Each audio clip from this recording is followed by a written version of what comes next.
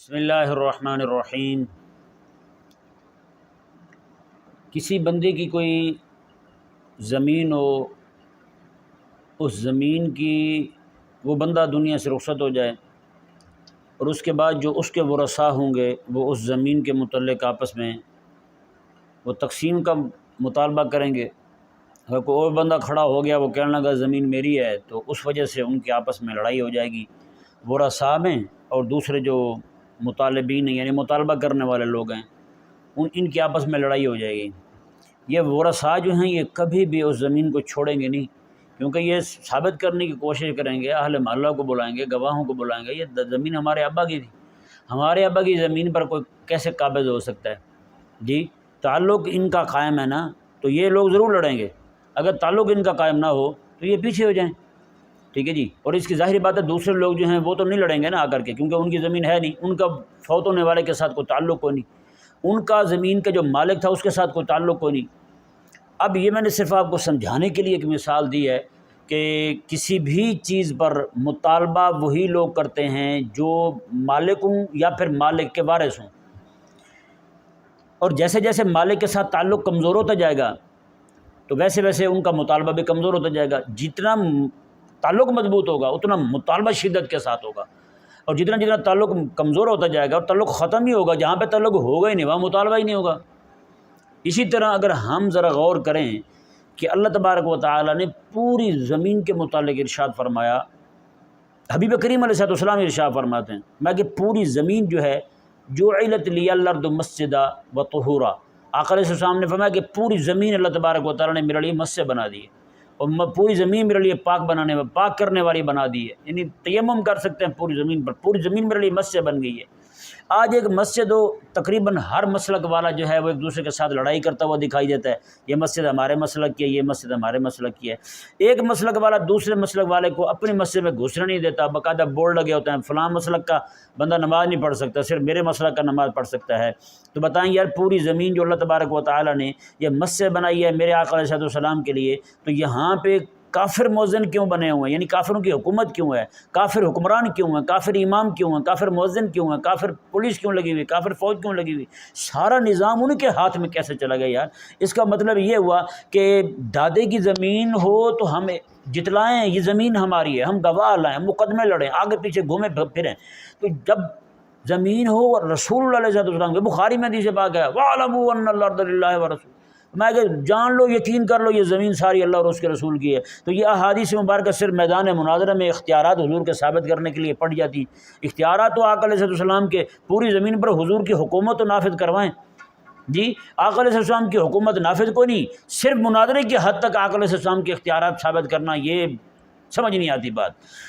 تو اللہ تبارک و تعالیٰ کے حبیب صلی اللہ علیہ وسلم نے فرمایا کہ یقین کر لو ساری زمین اللہ اور اس کے رسول کی ہے، اور میرے آقا علیہ السلام میں پوری زمین مسجد ہے۔ تو بھائی اپنی مسجدیں پاک کرتے پھرتے ہو، رسول اللہ کی مسجد کو کب پاک کرو گے؟ رسول اللہ علیہ السلام کی مسجد میں جناب کافر، بے دین دشمن، یہود و نصارہ سارے بدماش دندناتے پھرتے ہیں، اور مسجد میں مؤذن بن چکے ہیں، مسجد میں حکمران بن چکے ہیں، امام بن چکے ہیں۔ مسجد رسول اللہ علیہ السلام کے انتظامیہ یہودی کیسے؟ مسجد رسول اللہ علیہ السلام کے انتظامیہ نصرانی کیسے؟ مسجد رسول اللہ علیہ السلام کی اور جناب انتظامیہ جو ہے وہ ہندو چوڑے کیسے؟ بدھو کیسے انتظامیہ بن گئے؟ تو پیارے اور محترم بھائیو، جس طرح آپ اپنے مسلک کی مسجد کا دفاع کرتے ہو، اسی طرح کر کے یہ پوری زمین میرے آقا علیہ السلام کی مسجد ہے، اس مسجد کا دفاع کرنا، اس مسجد کو آباد کرنا، اس مسجد میں مؤذن اور امام جو ہیں، جس طرح آپ اپنی مسجدوں میں لکھتے ہو یہ مسجد فلاں مسلک کی ہے، اس مسجد میں امام، مؤذن، انتظامیہ ہمارے مسلک کے علاوہ کوئی نہیں ہو سکتی، تو خدا کے بندو یہ پوری زمین میرے آقا علیہ السلام کی مسجد ہے، اس پر بھی لکھو یہ مسجد میرے آقا علیہ السلام کی ہے، یہاں پر انتظامیہ، یہاں پر حکمران، یہاں پر سارے کے سارے اوپر سے لے کر نیچے تک وہی ہوں گے جو میرے آقا علیہ السلام کے دیے ہوئے عقائد و نظریات کے ماننے والے ہوں گے۔ اب چونکہ آقا علیہ السلام کے ساتھ تعلق ہمارا کمزور ہوا، تو آقا علیہ السلام کی جو وراثت والی آقا علیہ السلام کی طرف سے جو ہمیں زمین ملی ہے، پوری زمین ہے، تو یہ پوری زمین پر ہمارا حق ہے، اہل اسلام کا حق ہے، کسی اور کا حق ہی کوئی نہیں۔ تو پھر بتائیں یار، اس پر ہم جو نا کب رسول اللہ علیہ السلام کے ساتھ تعلق کو مضبوط کر کے پوری زمین کو واگزار کروائیں گے؟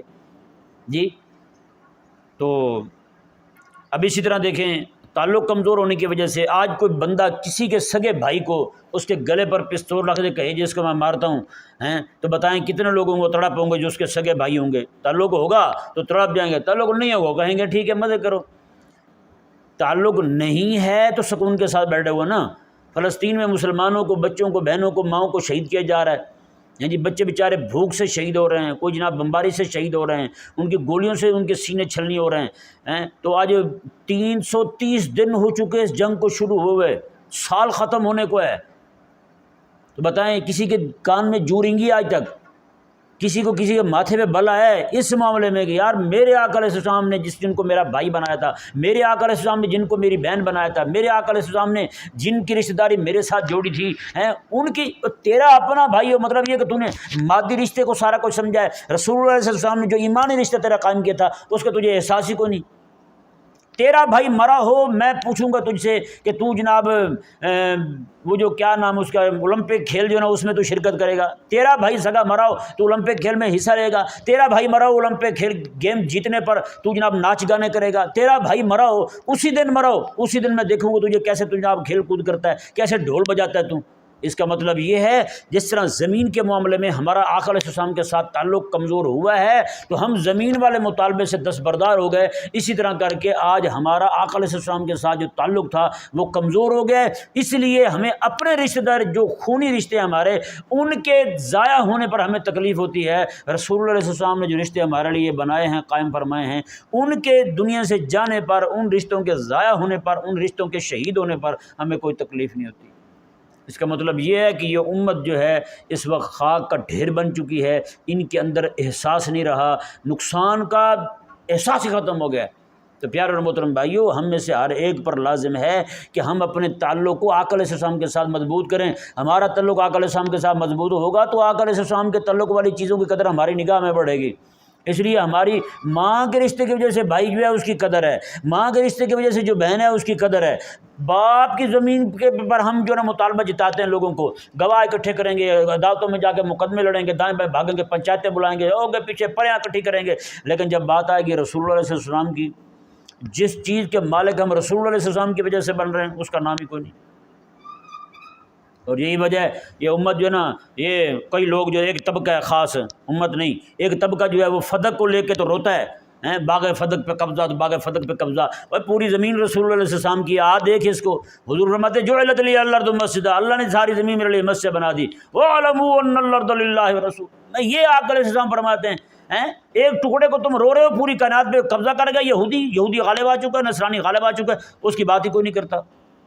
تو اس لیے ضروری ہے کہ ہم میں سے ہر ایک بندہ جو ہے اپنے دل کے اندر آقا علیہ السلام کے تعلق کو مضبوط کرے۔ آقا علیہ السلام کے ساتھ تعلق مضبوط ہوگا تو ہم آقا علیہ السلام کے تعلق والی چیزوں کے جو ہے نا ہمارے ہاتھ سے جانے پر بھی ہمیں جو ہے نا تکلیف ہوگی۔ ہمیں آج تکلیف نہیں ہو رہی، مطلب آقا علیہ السلام کے ساتھ تعلق ہمارا نہیں رہا۔ کاش کہ یہ امت جو ہے دوبارہ سے آقا علیہ السلام کے ساتھ قلبی محبت جو ہے نا وہ جذباتی جو ایک تعلق ہے امتی کا اپنے آقا کے ساتھ وہ قائم ہو جائے، تو پھر سے وہ دن دیکھنے کو ملیں گے۔ اللہ تبارک و تعالی سمجھنے کی توفیق عطا فرمائے۔